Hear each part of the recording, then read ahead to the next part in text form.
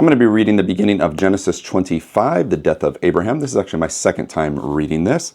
I am Mountainsmith, just giving some honest thoughts and reactions, but I wanted to read this part before I get into Exodus because I have never read the Bible and I've only read through Genesis. So before I get into that, this is actually going to be the final part before I start Exodus.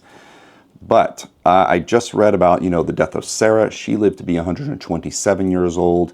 And, Abraham, he did this entire transaction, it seems like, to make sure that he had a plot of land for him and his ancestors, and very specific for Sarah, where Isaac and Ishmael will also, be burying their father Abraham. So, getting into 25 here, I'm just going to read a portion of it because I just wanted to kind of follow up here. So, Abraham married another wife whose name was Keturah. I wonder how old Abraham was after Sarah died that Abraham then married this is this his third wife or second? Oh, no. He has concubine Hagar. So, yes, this is his second wife. Whose name was Keturah. I'm going to mess up all the names. She gave birth to a number of people here. I'm going to zoom through this here. Zimran, Jokash, Medan, Midian, Ishbak, and Shuha. I messed up all those, I know that for sure. Jokshan was the father of Sheba and Dedan. Dedan's descendants were Shuratites, Letus, Lemuites. This is tough. Midian's sons were Ephav, Epher, Hanok, Abi, Elda. These were all descendants of Abraham through Keturah. I really messed all those up, I know that. Okay. Abraham gave everything he owned to his son Isaac. But before he died, he gave gifts to the sons of his concubines and sent them off to a land in the east, away from Isaac. See, this is why I wanted to read this, because it's so specific here with the death of Abraham, because Abraham gave everything he owned to his son Isaac, not to any of the others. Ishmael, the son of Abraham and Hagar, who was originally sent away, he's got all these other sons and daughters as well. And yet he's giving everything he owns to his son Isaac. Abraham lived for 175 years, and he died at the ripe old age, having lived a long and satisfying life. He definitely has.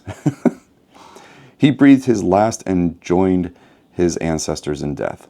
His sons, Isaac and Ishmael, buried him in the cave of Machpelah, near Mamre, in the field of Ephron, son of Zor, the Hittite. This was the field Abraham had purchased from the Hittites and where he had buried his wife Sarah. After Abraham's death, God blessed his son Isaac, who settled near Beershal Shai Roy in the Negev. 175 years Abraham lived. A couple of wives, lots of children, and it's so specific here with his sons Isaac and Ishmael, who took him and buried him with his original wife, Sarah. That, I think, is really important. But also, after Abraham's death, God blessed his son Isaac, not Ishmael, who settled near Beersheba in the Negev. This is another reason why I wanted to kind of reread this and get this so specific, because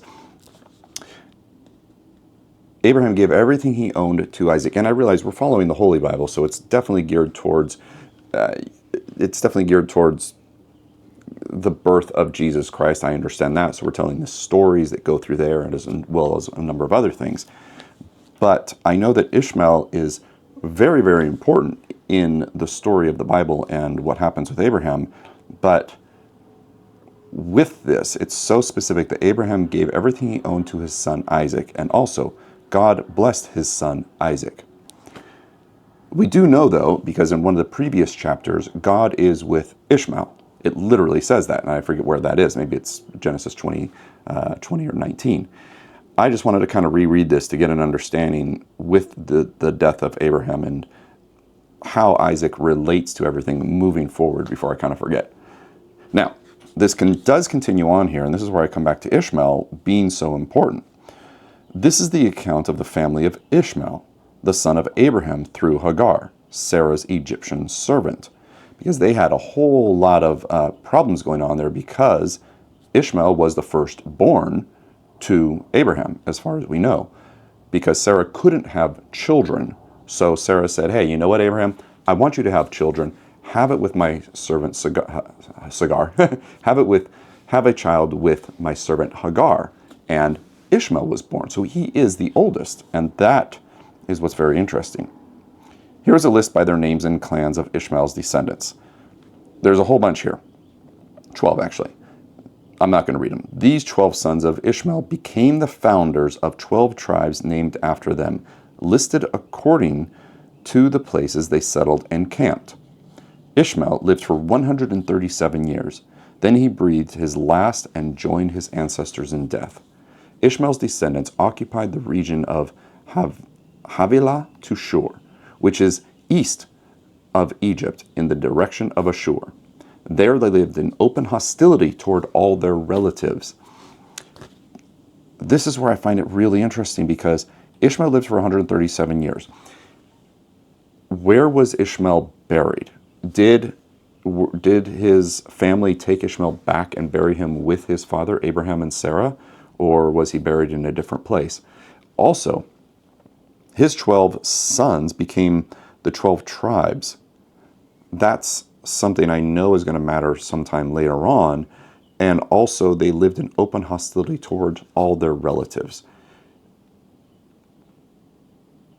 Man, I don't know where all this goes because obviously I've never read everything else, but I know that moving forward before I start Exodus, the story basically follows in Genesis Isaac, and then it follows Jacob, and it follows the children and the sons, and Esau, revenge. Where do we get here? Judah and Tamar, and then there's Joseph, who ultimately is the descendant's line.